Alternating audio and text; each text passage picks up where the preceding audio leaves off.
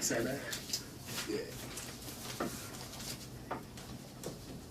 All right. Welcome back to the Runaround. We're still here with Coach Andrew Valman and Zach Ray. We're talking about how we can save University of Maryland track and field and cross country. Coach Valman, let's go back. Let's start with the what ifs now. What if the program is cut, the men's program? How is that going to affect recruiting for you for the girls' side?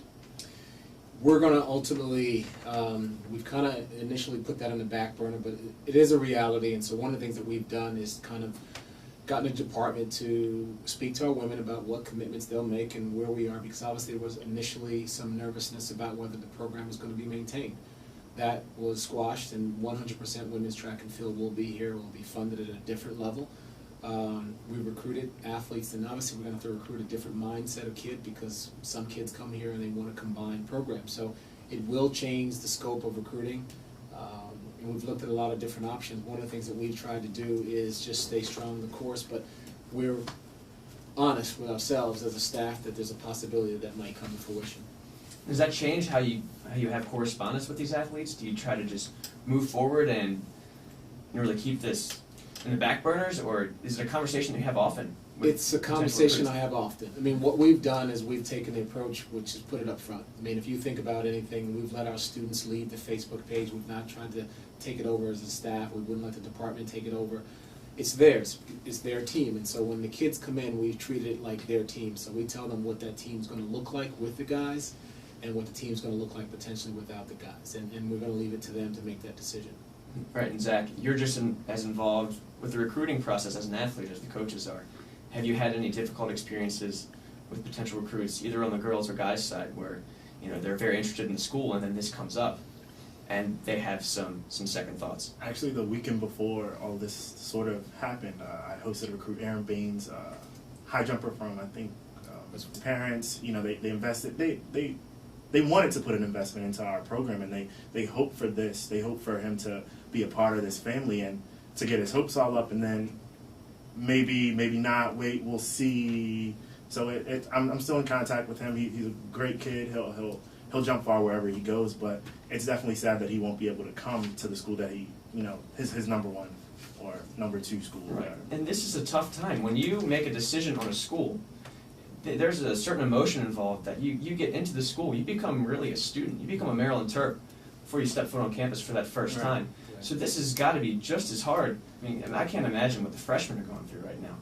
Have you had conversations as a team leader? Have you had conversations with the younger guys to really keep morale up? Yeah, keep morale up, and we're just like Coach B said, we're pretty good about keeping things up front. So he wants we talk about if that worst case scenario happens, then where are you going to go, or what are you going to do? Do you need help to contact people? Do you need to see, and do you need me to send out emails? Do you need Coach B to make some calls? So that's always a difficult subject coming up with. But our team is doing well with it. They're contacting others. They're planning for that worst case scenario. But we're still hoping to stay together as one family. It's a very confusing time. I mean, when you're that young, you come into that college scene. It's a learning experience. You learn so much through your freshman year just by getting immersed into the whole system. I say this candidly. We have the greatest kids. I feel these kids have been through so much, and they've stood tall, and they're fighting. Not only fighting, they're competing, they're doing well in school. We've lost no one in terms of just emotional breakdown that said, hey, I can't do this any longer. This is too much. We've had so many kids step up and actually change the face of the way they think about things. And so, we had a good meeting today. Everybody was on time. It started right. And so that's the 2012 mentality we have, and I'm excited to see what these kids are going to do on the track. And having talked to Zach about how they handle this, as he said, as businessmen, as professionals, have to commend these guys, how very maturely they've handled this situation. And it's really something else. And really, you mentioned academics as well. Right. Track and field, cross-country teams, they're no dummies. They're smart guys. Let's talk about the President's Cup. For those listeners out there who don't know what the President's Cup is at the University of Maryland, why don't we tell them a little bit about that and how the team has been successful in the past with that? So the President's Cup was started by Maryland presidents, and they wanted to give credit to those sports teams that managed to epitomize both scholar and athlete. So it's just whoever has the highest team GPA. And ironic or tragic, however you may view it, but every team that's won the President's Cup and the history of the President's Cup has been proposed for elimination here. So yeah, University of Maryland is unfortunately getting rid of their most intelligent student athletes and those most efficient. Right, I'm sure they're going to feel the effects of that down the road when you start taking out the student athlete component of everything. We're actually being joined by Teeny on the phone here. Teeny, you're on the runaround. I'm doing well, and you? So what do you think of all this?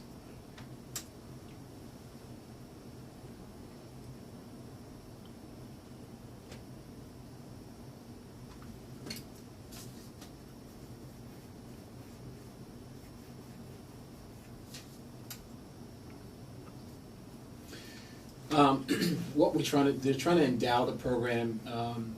The feeling is in 8 years, obviously, the program's going to look a little different in terms of the university with this increase in the 2 schools with football. Some of the financial pitfalls that we're in now, we should be out of by then, and I feel like at that point, we will be able to take the money that we have and make good decisions with it. And I feel like now you have a new AD. He's looked at ways to be able to say, okay, in 8 years we're going to be where we need to be, and if track can raise this money by then, hopefully the athletic department will come in and we can be whole for the rest of the time that track is around, and hopefully that'll be forever.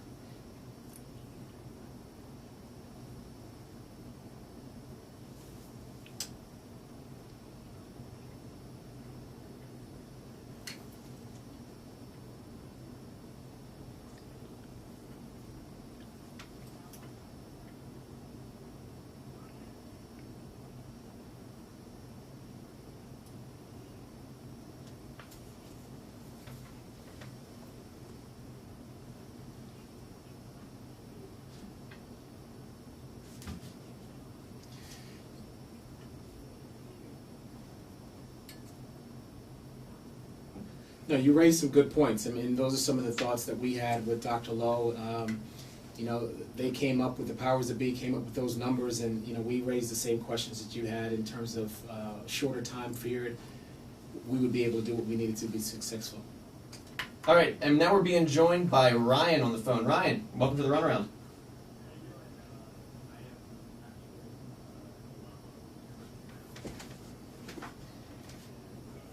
So how's this make you feel, Ryan?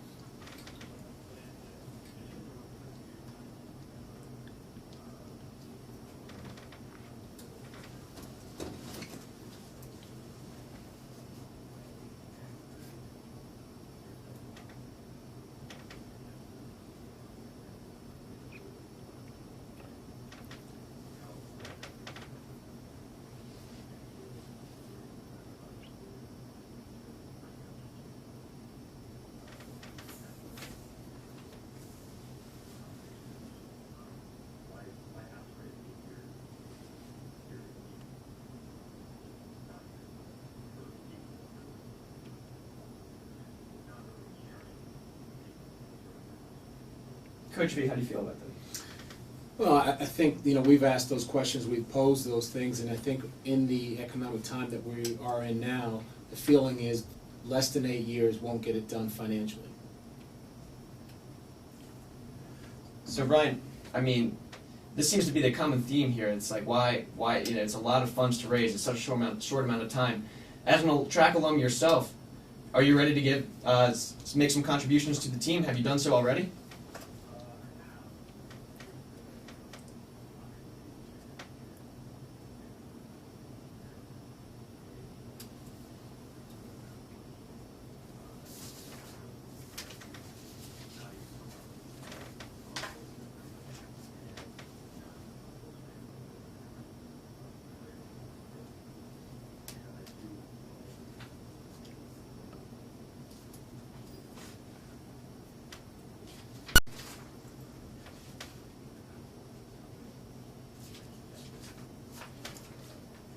Ryan, I don't have to cut you off right there, but we're running out of time here. It was a pleasure talking to you. We love talking to track alums here, but we do have to make sure that we sign out here on time. Thank you for your contribution. Yeah, Ryan, we appreciate you calling. Thank you, Jeannie and Ryan, for making the phone call. That was listed as Teeny. I think that was a typo there. But before we sign off here, some big races coming up for Running Maryland that we are managing. The St. Michael's Running Festival, May 19th. Down in St. Michael's, Maryland, beautiful on the shore. It's going to be a half marathon, USATF certified, flat and fast, a 10K and a 5K. The Dancel Family YMCA 5K in March 25th in Howard County. And the Rip It Duathlon in Columbia, one of the largest duathlons in the country, on August 5th. Yep, tune in next week. We're talking all about the Olympic trials. Michael Bordian and Chrissy Ramsey. Be sure to tune in. And Ricky Flynn.